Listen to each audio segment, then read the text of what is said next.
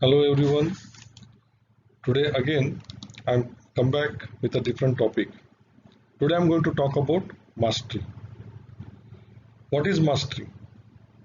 A mastery is nothing but the basic habits which we have combined with the deliberate practice. If we do not develop a basic habits to acquire a mastery into particular area, it's of no use. And these habits has to be extended with the deliberate practice. Anders Ericsson in his book called Peak has given a wonderful definition of what is deliberate practice. A deliberate practice is purposeful practice that knows where it is going and how to get there. Let's understand this. A purposeful practice, that means knowingly we are practicing, we know where it is going.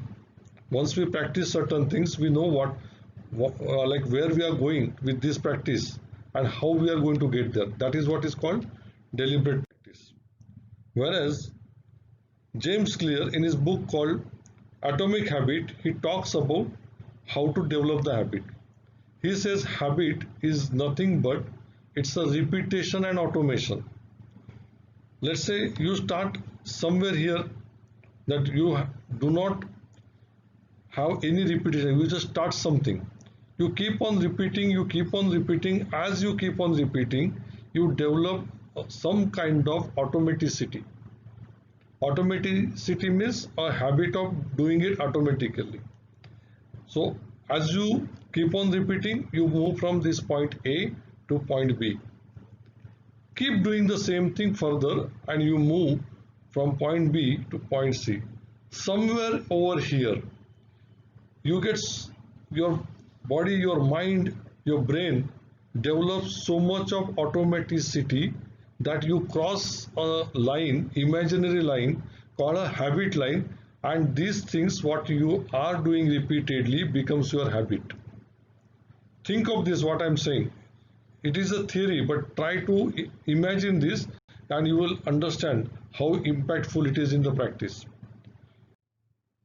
So once you look at this as a skills, you are trying to develop certain skills and you cannot become a master in that skill. Let's take an example, a basic example of cricket. Maybe let's take a batting, or maybe you can take a bowling. Maybe let's say batting, you are trying to like throw a yorker. You are not good at yorker. You try to repeat. You cross that habit line and you become skilled at it. Now you take another one, you try to put an off swinger. Again, same thing happened. So once you develop one habit, you acquire one skill, start doing it for another one, start repeating, cross the habit line, you come to the next one, you cross the habit line, and that is how you are mastering a field. It's very clear. It's habit plus deliberate practice. A deliberate practice only will get you to the habit, and once you get that habit, you should not leave. You keep on doing that practices. Generally what happens, this is what I have been talking, but how it look at the outside world. Once you develop a mastery into some field, the outside world who is observing you thinks that you got that talent. How it is, again you start from this one particular point, that's where the hard work start. This is what is the general, and from going from point A to point B, it's a tremendous hard work. And once you reach to that point B, you already have that automaticity. It's the things are getting easier and you are growing further. But this is the point, the world is observing you, and that is what they say, oh, this guy is talented, he has got a talent. But actually it's nothing but it's just a habit you are developed, and then followed by the deliberate practice. This portion is a habit and this portion is a deliberate practice. So how it happens on the expert? You develop the ability. Initial stage, it's all struggling and frustration. If you cannot sustain this over the period of time, this is what is a dropout. That's what we call these guys are dropout. The dropout means it's not the choice, it's given up because you get frustrated, you cannot sustain to that struggling. If you cross this line, if you cross this line, then you are at certain level which I can say amateur. Because once you say, okay, now I know this how to do it and I can keep doing it, but still it's not expertism, it's not the mastery. The mastery hard work start once you cross the dropout line and you are at amateur level, and there you do the deliberate hard work, you do the deliberate practice, and this is what is the threshold limit. You cross that limit and then you become the expert.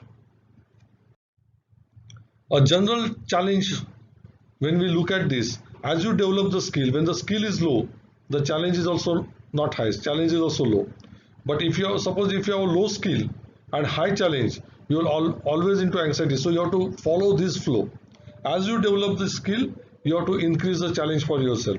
Suddenly you put high challenge, you will just land up into anxiety, and you already reach to certain level of the skills and still keep the low challenge, it's not going to help. So you have to follow this. If you have high skill and low challenge, you're just getting bored. So just follow this flow. Start developing the skills. As you start developing the skills, try to put a challenge on yourself. You develop more skills, put more challenge, put more skills, put more challenge, put more skills, put more challenge. And that's how you can get towards the mastery. There is a very nice concept of in the Japanese concept I can say, which is known as Shuhari Kokoro. So what does that mean? That means what this is, any kind of knowledge makes the things complicated until it starts simplifying. So Shuhari Kokoro says that people learn the skills in 4 stages. First 3 stages, Shuhari, that is where the things are complicated. Look at again, as you develop the mastery, and this is how complicated. When you are at a novice, you do not have anything, very low skill, the complication is also very less. That's what is true. Just you are trying to learn the technique. Once you learn a technique, you come to the next stage, which is called Ha. Ha means you collect the techniques now. Once you are trying to learn, you collect. These are the examples, maybe Lean, Kanban, Scrum, XP. These are the examples of technique. As you are trying to learn the technique, you collect the technique, you are feeling the things are more complicated.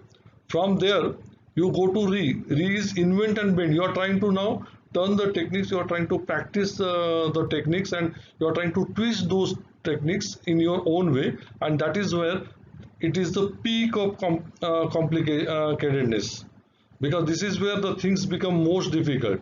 Once you can do that, then you come to the next stage of mastery, which is Kokoro. You are trying to simplify the things in your own way, and once that is this thing, the complication starts going down, the thing starts becoming simplification.